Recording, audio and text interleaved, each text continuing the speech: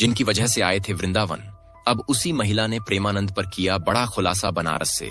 वृंदावन का सफर तय करने वाले प्रेमानंद जी की असली कहानी, जिसे सुनकर आपके भी होश उड़ जाएंगे। दोस्तों, हमेशा अपने प्रवचन से लोगों को जीवन का एक नया मार्ग देने वाले प्रेमानंद महाराज आजकल विवादों का हिस्सा बने हुए हैं, जिनके बारे में आए दिन खबरें देखने को मिल रही हैं।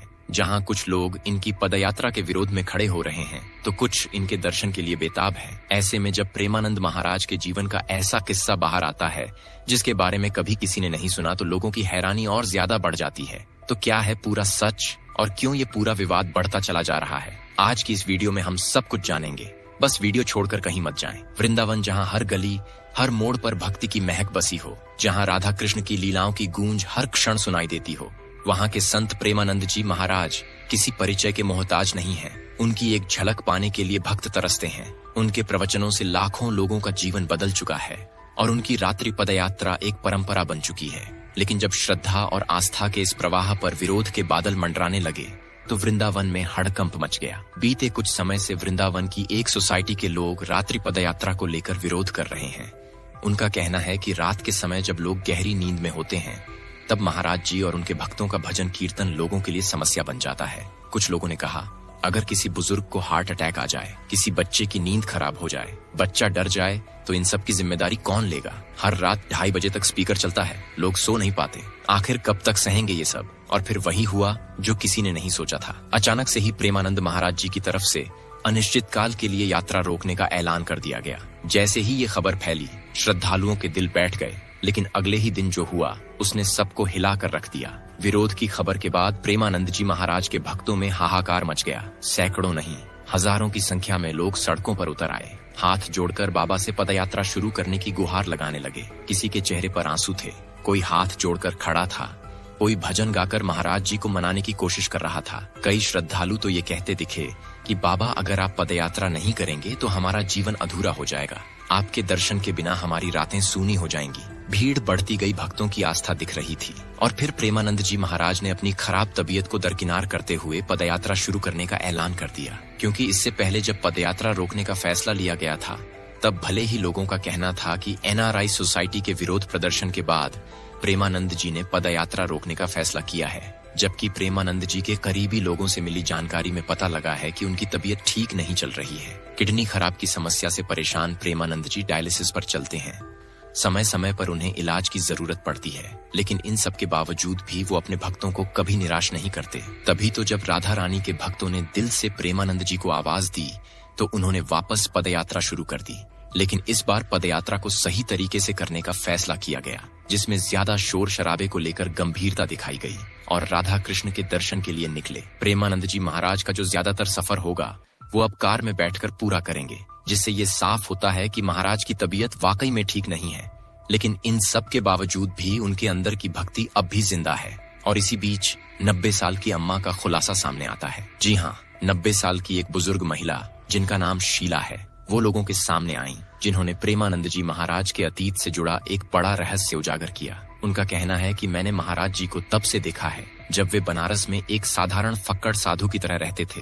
उनकी जटाएं बहुत बड़ी बड़ी थीं। वे एकांत में रहते थे, लेकिन उनके भीतर कुछ दिव्यता थी। उनकी आंखों की चमक कुछ अलग ही दिखाई देती थी। लेकिन फिर एक दिन कुछ ऐसा हुआ जिसने उनके जीवन की दिशा ही बदल दी। अम्मा ने आगे बताया, मेरे पति श्री राम शर्मा जी बनारस में रस की प्रस्तुति दिया करते थे। प्रेमानंद जी महाराज अक्सर उसे देखने आया करते थे। एक दिन उन्होंने मेरे पति से कहा, हमें वृंदावन ले चलिए। तब मेरे पति ने मुस्कुराकर जवाब दिया, जिसका हाथ बांके बिहारी जी पकड़ लेते हैं, वो खुद वृंदावन चला आता है। और वही हुआ। कुछ दिनों बाद महाराज जी ने खुद खुलासा किया कि एक महात्मा ने उन्हें कहा था कि तुम्हारा समय आ गया है, अब तुम्हें वृंदावन जाना चाहिए। और फिर स्वयं भगवान शिव ने उन्हें संकेत दिया कि अब वृंदावन जाने का समय आ चुका है।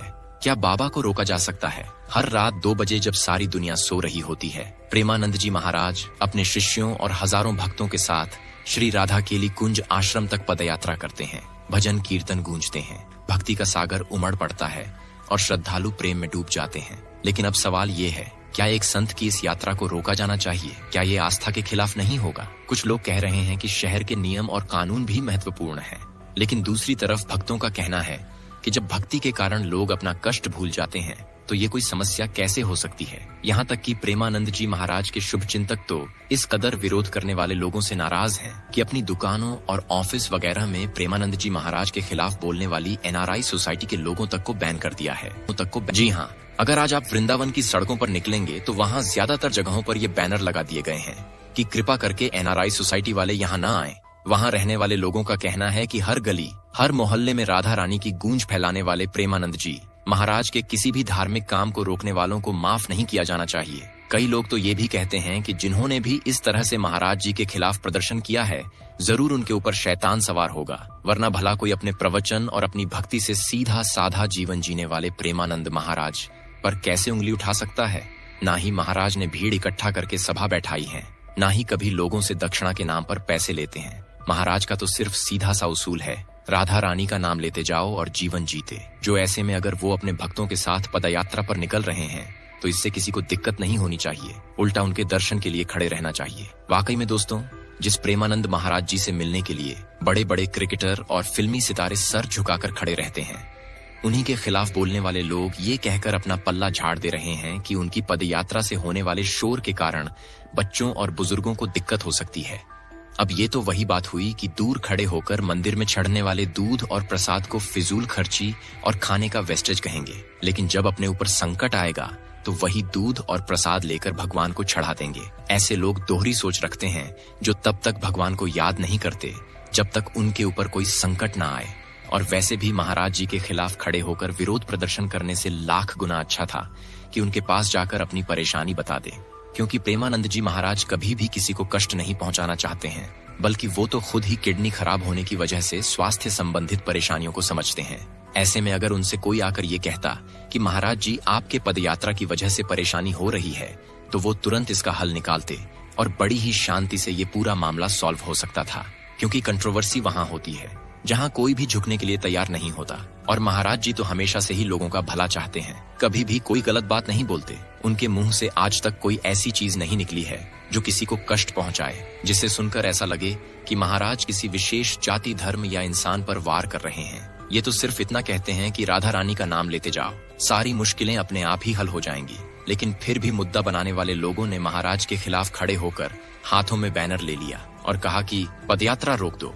यहाँ तक कि विरोध प्रदर्शन पर खड़े लोगों ने प्रेमानंद जी महाराज के ऊपर कई सारे इल्जाम भी लगाए कि वो खुद डीजे और ढोल नगाड़े बजवाते हैं ताकि लोगों को पता चल सके कि वो आ रहे हैं। अब आप खुद ही सोचिए, भला इस तरह के इल्जाम कोई प्रेमानंद जी महाराज जैसे व्यक्तित्व वाले व्यक्ति पर कैसे लगा सकता है। खैर, इन सारी चीजों को नजरअंदाज करते हुए प्रेमानंद जी महाराज ने कोई कंट्रोवर्सी क्रिएट नहीं की, किसी के बारे में कुछ भी उल्टा सीधा नहीं बोला, बल्कि उन्होंने चुपचाप अपनी पदयात्रा को रोक दिया। पर जब ये बात भक्तों को पता चली तो वो सड़कों पर उतर आए और प्रेमानंद जी महाराज से ये आग्रह किया गया कि भले ही आपकी तबीयत ठीक ना हो, लेकिन आप इस तरह से पदयात्रा ना रोकें, कोई ना कोई तरीका निकाले। इसके बाद प्रेमानंद जी महाराज ने पदयात्रा का जो रास्ता है सबसे पहले उसे ही बदल दिया। वो नहीं चाहते कि लोगों को उनकी वजह से परेशानी हो। तो दोस्तों, ये थी प्रेमानंद जी महाराज के जीवन से जुड़ी असली कहानी कि कैसे वो न केवल अपने भक्तों बल्कि अपने विरोधियों के लिए भी अच्छी बातें सोचते हैं और उनके साथ खड़े रहते हैं।